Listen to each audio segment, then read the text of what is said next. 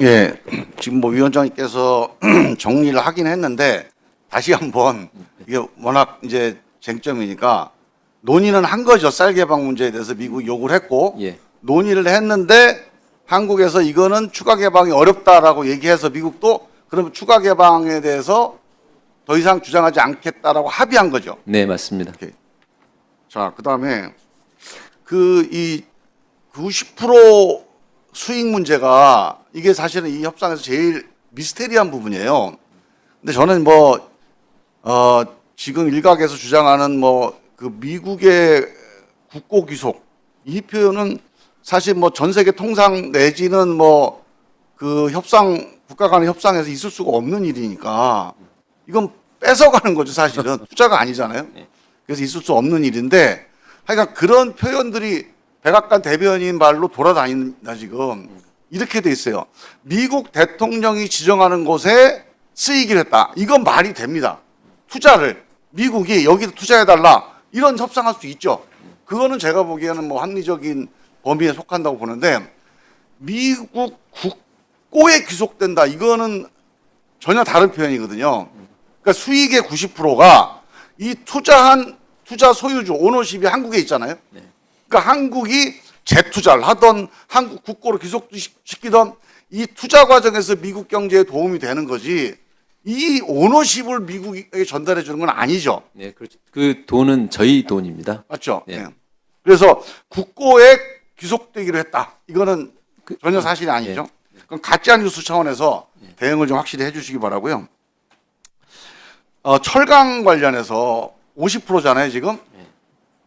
철강이 지금 중국의 이제 위협 때문에 상당히 어려운 상태에 있다가 그다음에 또 탄소 관련 대응도 어렵고 여기다 이제 50% 이제 관세까지 되면 상당히 어려워요. 이 철강 산업과 관련돼서 연착륙 전략이 뭐가 있는지 요거를 우리가 이제 케이스티법도 지금 발의를 하고 그러는데 그러니까 여기에 관련된 산자부 장관님의 간단한 코멘트 이따 좀 정리를 좀 해주시고요. 그다음에 이제 이 당장의 통상협상에 대한 대응도 대응이지만 저는 장기적이고 근본적인 대응에 대한 얘기를 좀 두 가지만 드리고 싶습니다.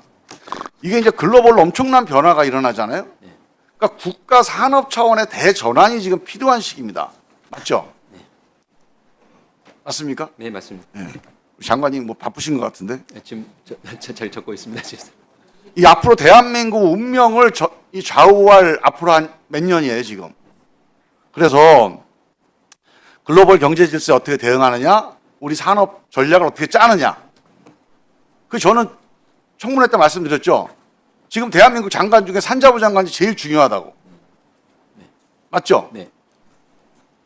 지금 일단 한 세 가지 정도가 필요한다. 미, 중과 관련된 글로벌 대응이 하나 필요하고 두 번째로 미중에 과도하게 의존하지 않는 신시장 개척. 이게 엄청나게 국가 전략적으로 필요하고 세 번째로 성장 전략을 재편 재구성해야 되는 이 신기술 그다음에 글로벌 변화 이것 때문에 이제 필요하잖아요. 그래서 이걸 하려면 저는 기본적으로 산자부, 과기부, 기재부 대응이 별도 그다음에 정부 따로 기업 따로 안 된다.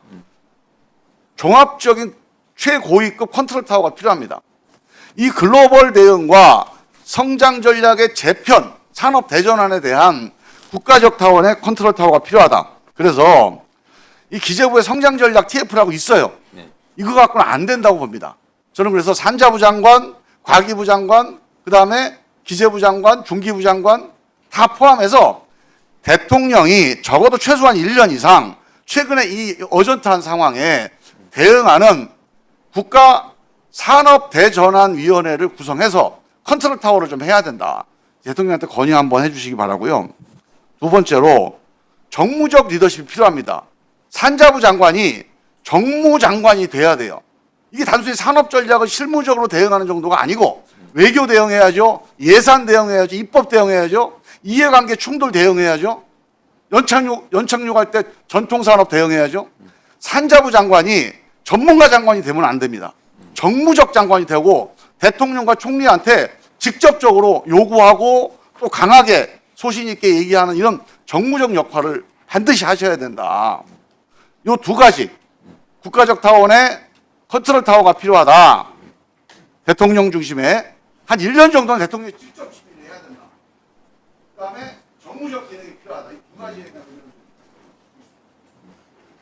우선 말씀하신 대로 정무적 리더십이란 말인지는 모르겠지만 외교, 예산, 이해충돌 이런 부분들에 대해서 제가 이 역할을 하도록 많이 노력을 하겠습니다. 저도 동일한 의견, 생각을 하고 있고요.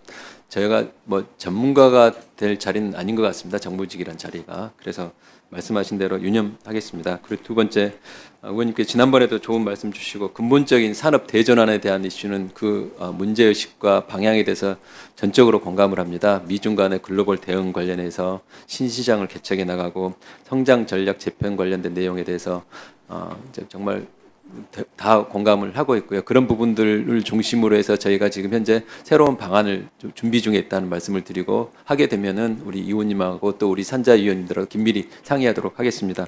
말씀 주신 국가산업대전환위원회 제가 이름을 어떻게 할지는 제가 잘 조금 더 생각을 해봐야겠습니다만은 대통령님께서도 여기에 굉장히 관심이 많으시고 이렇게 좀 전에 말씀하신 기재부, 과기부, 중기부 저희 우리 산업부를 포함해서 이런 내용들을 중심으로 한 일종의 새로운 거버넌스에 대해서는 문제의식도 같이 가지고 계시고 저도 마찬가지고 해서 그런 부분은 우리 뭐 용산하고도 같이 긴밀하게 협의를 해가지고 만들어 보도록 하겠습니다.